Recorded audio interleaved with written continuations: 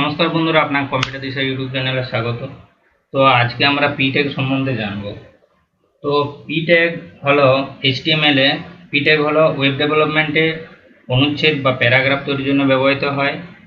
এটি কন্টেন্ট গঠনে সাহায্য করে এবং টেক্সটকে আলাদা আলাদা ব্লকে ভাগ করতে সাহায্য করে। তো আমরা সরাসরি প্র্যাকটিক্যালি দেখব। তো আমরা প্রথমে নিউ পেজ নিয়ে নিয়েছি, এবার পেজটি সেভ করব index.html নামে। html। তো প্রথমে আমরা html স্টার্ট করব।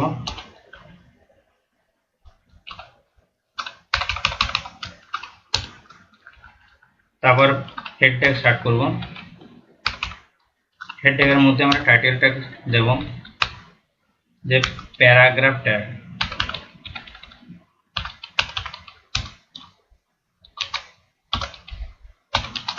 html। এরপর সিম্পল আমরা বডি ট্যাগ শুরু করব। তো বডি ট্যাগের মধ্যে আমরা পি ট্যাগ শুরু করব।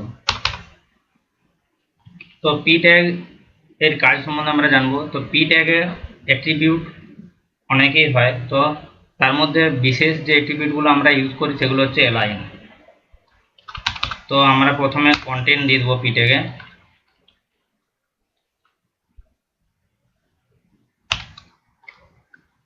তো পি ট্যাগে হচ্ছে অ্যালাইন হচ্ছে একটা অ্যাট্রিবিউট। তো আমরা প্রথমে লেফট সাইডে টেক্সটটি দেখব। তো আমরা সরাসরি আউটপুটে চলে যাব, c:/html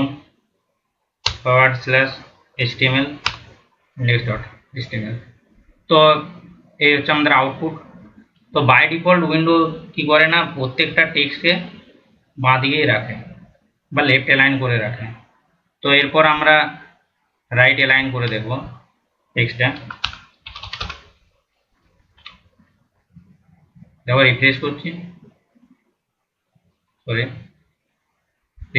দেখো প্রত্যেকটা টেক্সট রাইট দিকে শিফট হয়ে গেছে, রাইট সাইডে। এরপর আমরা সেন্টার করে দেব,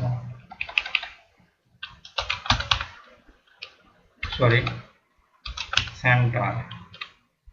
সিম্পল রিফ্রেশ করব, দেখো পুরো টেক্সটটা সেন্টারে চলে এসেছে। এরপর আমরা জাস্টিফাই করে দেব।